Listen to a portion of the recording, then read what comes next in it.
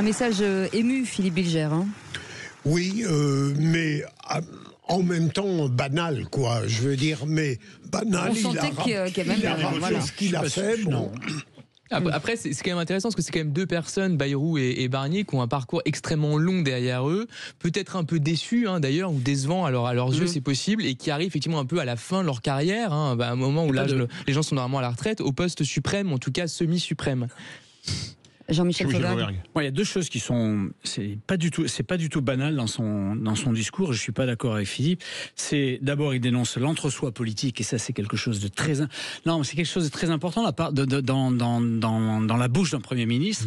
Et puis il prêche pour l'engagement, pour la responsabilité personnelle en particulier des plus jeunes. C'est ce qui nous manque aujourd'hui, et il a raison de faire ça. Mon cher Jean-Michel, c'est exactement ce qu'il a dit lorsqu'il a fait son premier discours. Voilà les premiers mots de François Bayrou à Michel Barnier lors de cette passation. Un petit mot juste avant de partir en pub. Luc Gras est avec nous. Bonsoir Luc Gras. Merci d'avoir accepté notre invitation. Bonsoir. Il nous reste 2-3 minutes. Les mots les plus forts finalement de François Bayrou ce soir, ce sont lesquels? C'est intéressant son exposé concernant cette espèce de fracture démocratique que nous vivons entre les élus et les électeurs. Je pense que ça apporte quelque chose de nouveau parce que sa nomination n'est pas une surprise, il fait partie du carré des macronistes, mais s'il peut apporter cette dimension humaine que n'avait pas beaucoup finalement Emmanuel Macron, mais qu'il avait annoncé avec son Nouveau Monde, c'est peut-être une façon d'appréhender les choses qui peut être positive. Donc là, il se présente un peu en bon père de famille, et peut-être qu'il pourrait rendre service à la nation si justement dans cet esprit de réconciliation, il pouvait essayer de rétablir cet enjeu essentiel qu'est cette fracture entre les élus et les électeurs. On fait une pause, on revient dans un instant avec nos vraies voix du jour. Philippe Bilger, Tom Conan et Jean-Michel Fauvergue, et vous au 0826 300 300 pour débriefer de cette première prise de parole. À tout de suite. Sud Radio, votre attention est notre plus belle récompense. Bonjour Liliane. Bonjour, je vous remercie pour vos invités si intéressants et puis les discussions qui en découlent. Sud Radio, parlons vrai. Les vraies voix Sud Radio, 17h-19h, Philippe David, Cécile de Ménibus. Retour des vraies voix avec bien évidemment Cécile de Ménibus, Philippe Bilger, Jean-Michel Fauvergue, Tom Conan, notre invité Luc Gras. On vient d'entendre le discours de la passation de pouvoir à Matignon entre Michel Barnier et François Bayrou, et on le commande justement avec les vraies voix. Philippe Bilger, qu'est-ce que vous en avez pensé ? Alors, par rapport à ce qu'on a entendu, il nous manque peut-être l'essentiel. Je dirais que je rejoins Luc sur la mise en évidence du hiatus, du plafond de verre. Là aussi, ça n'est pas une idée fulgurante, mais c'est bien qu'il affirme la séparation grave entre les citoyens et les pouvoirs. La deuxième idée, tout de même, elle est intéressante, c'est une concession au programme macroniste, puisque c'est le refus de l'assignation à résidence. Et ce qui me frappe dans le début de ce propos de François Bayrou, je ne vais pas le rendre socialiste, c'est le fait que ce sont des considérations générales qui relèvent plus de la morale politique et qui se rapportent bien au tempérament de François Bayrou, qui ne constitue pas, pour l'instant en tout cas, des objectifs insurmontables, pour la simple raison qu'on ne pourra jamais véritablement vérifier s'ils sont atteints. Luc Gras. Oui, moi je pense que François Bayrou, comme chacun le sait, est dans une situation très, très compliquée. Il n'a pas de majorité. Il va donc, a priori, les socialistes ont déjà dit qu'ils ne s'engageraient pas. On voit bien qu'à LR, ça n'est pas simple. Donc, pour s'extraire de cette situation compliquée, il va vraiment falloir que, contre son tempérament, en quelque sorte, parce que c'est vrai qu'il a un côté philosophe, eh bien, il va falloir qu'il y mette les mains, qu'il y mette les mains, et il faut qu'il arrive à s'extraire de cette situation inextricable.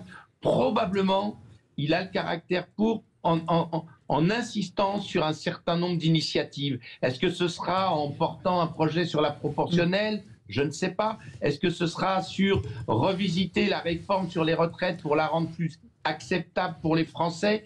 Est-ce que ce sera pour essayer de rapprocher, de traiter ce sujet démocratique qui est celui de la désespérance des citoyens? Encore il y a 2 jours, un sondage montrait que les Français étaient partagés entre la colère et la lassitude. On peut bien se rendre compte ici qu'il y a vraiment de gros chantiers. Malheureusement, il n'a pas pour l'instant de perspective de majorité. Et enfin, bien sûr, son rendez-vous essentiel, ce sera la loi de finances, le budget pour la France. Et là, ça ne sera pas facile. Allez, retour au standard 0826 300 300 avec Muriel qui est avec nous de Béziers. Bonsoir Muriel, rebonsoir. Rebonsoir. Bonsoir Cécile, bonsoir Philippe. Alors quel sentiment vous avez à la suite de cette passation? Moi je le connais bien, puisque j'ai fait 2 campagnes pour lui. J'étais encartée à l'UDF avant d'être au LR, et ce qui me gêne, c'est que c'est quelqu'un qui est très versatile, c'est-à-dire quand on a été au 2e mandat qu'il voulait faire à sa 2e campagne, il nous a annoncé on va voter pour Hollande. Or moi j'étais à l'UDF et j'étais de droite, donc quelque part on a tous pris nos cartes, on les a retournées. Et c'est quelqu'un qui... Voilà. Alors, j'espère que pour les agriculteurs, comme ses parents ont une ferme, il a mis la main à la pâte, et il va donner satisfaction à beaucoup de social. Mais d'un autre côté, je veux qu'il garde Retailleau à l'intérieur. De l'Intérieur. Ah ouais. Ah oui, parce que là, on est dans un marasme terrible au niveau du narcotrafic, de pas mal de choses, et il faut et lui, il n'a pas la main ferme, je vous le dis tout de suite, il est mou du genou. Voilà. Bougez pas Muriel. Parlons vrai. Patrick de Pau est avec nous. Bonsoir Patrick. Bonsoir Patrick. Oui, merci à tous. Alors moi, je vais rapidement dire un mot. Enfin, je pense que c'est une bonne opportunité, d'abord déjà pour la ville. Donc de Pau, qui sera un peu en lumière aussi, qui va soutenir dans cette tâche qui n'est pas négligeable.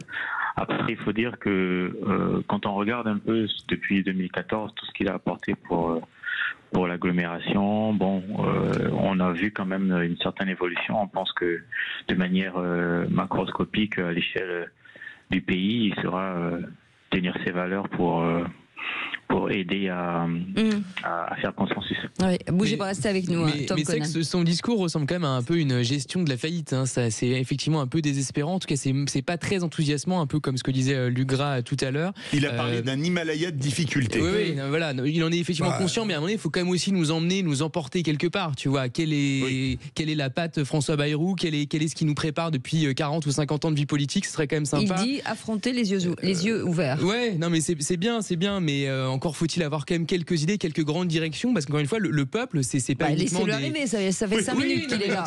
Mais je trouve il les a donné les 2 premières idées. Ouais, mais les Français, c'est pas uniquement des veaux, c'est aussi des gens qui ont une âme, qui ont un cœur qui bat et qui ont envie quand même de se battre pour quelque chose au quotidien. Jean-Michel Fauvergue. Je crois que comme disait notre 2e auditeur, je ne me rappelle plus son prénom. Patrick. Comme disait Patrick, pour parler de Pau, il vaut mieux compter sur l'équipe de rugby aujourd'hui, qui a de bons résultats, plutôt que sur François Bayrou. C'est pas le but. Le but, c'est un très bon maire. Oui, mais le but, c'est pas... Ça y est, il est plus maire, là. Il est Premier ministre, donc il faut qu'il s'occupe de la France. Et pour s'occuper de la France, je crois que sans majorité, on n'a pas de programme personnel. Il faut arriver à faire passer, pour les uns et pour les autres, les grandes... les choses auxquelles les gens s'attendent. C'est-à-dire qu'il devra faire des concessions, effectivement, sur la droite, sur la loi immigration, sur la sécurité. C'est ce qu'attendent les Français, l'immigration, la sécurité des réponses. De l'autre côté, il devra faire sans doute des concessions, peut-être sur les retraites, je ne sais trop comment. Mais il va devoir faire une synthèse de ça. C'est pas un programme personnel qu'il va appliquer, c'est le programme des uns et des autres, s'il veut continuer à rester là-dessus. Et puis d'abord, et comme disait Luc Gras, il faut passer le barrage du budget. Luc Gras, quand il dit que l'une de ses 2 obsessions, c'est ce plafond de verre entre les citoyens et le pouvoir. Mais on le sait depuis des années. Quid ? Oui, alors, C'est intéressant parce qu'il y a deux types de sujets. Il y a le concret de demain, c'est-à-dire ce qui intéresse les Français, c'est le pouvoir d'achat, comme l'a bien dit Jean-Michel, la sécurité, d'autres, c'est l'environnement. On les voit bien, les grands sujets qui préoccupent les Français. Tout le monde sait que les Français veulent plus de sécurité avec quand même, si possible, une prise en considération des enjeux autour de cela. L'environnement, c'est la même chose. Pouvoir d'achat, idem. Il y a à côté de cela, effectivement, cette idée de plafond de verre. Donc, c'est plus le plafond de verre qu'on a connu avec Marine Le Pen de la dédiabolisation, c'est le plafond de verre démocratique. Cette idée que les Français sont orphelins d'un personnel politique qui est perché, qui est au-dessus, qui n'est pas dans le concret de la vie. Alors, qu'est-ce qu'il peut faire pour ça? Quelles sont les pistes? Parce qu'il ne suffit pas de faire un bon diagnostic. Encore faut-il donner une bonne thérapie. Et là, on l'attend, François Bayrou. Ça fait 40 ans qu'il nous parle de cela. Mais qu'est-ce qu'il propose? Est-ce qu'il va susciter du dialogue? Qu'est-ce qu'il va faire pour que, justement, je crois que c'est un enjeu essentiel, les Français se réconcilient avec les hommes politiques. Aujourd'hui, ils n'ont plus confiance. Donc, est-ce que François Bayrou peut faire quelque chose? Encore une fois, il doit passer par le budget, mais ensuite, il doit aussi passer par... Il pourrait peut-être rassembler un peu plus au niveau de l'Assemblée nationale, mais il a quand même une perspective qui est 2027, avec toutes les écuries qui sont mises en place. Et je pense que les vrais sujets, on les connaît. Il y a relativement consensus dessus. Il n'empêche qu'au niveau du timing, les sujets à traiter entre en conflagration avec les stratégies politiques en perspective de 2027. Allez, vous restez avec nous, on revient dans un instant, on fait une petite pause. Le journal dans un instant, et puis le bulletin météo avec Rémi André, le coup de gueule de Philippe David. Je vais parler de Miss. De Miss, très bien. Miss personne. Miss la ville. Miss France, mais surtout Miss Pays-Bas. Vous allez comprendre pourquoi. J'ai bien compris. Miss Berne. Allez, c'est pas mal. C'est une blonde d'Aquitaine. Allez, vous restez avec nous, on fait un point dans un instant. Et puis, bien entendu, on vous tient informé en édition spéciale jusqu'à 19h. À tout de suite. Sud Radio. Sud Radio. Parlons vrai. Parlons vrai. Sud Radio. Parlons vrai.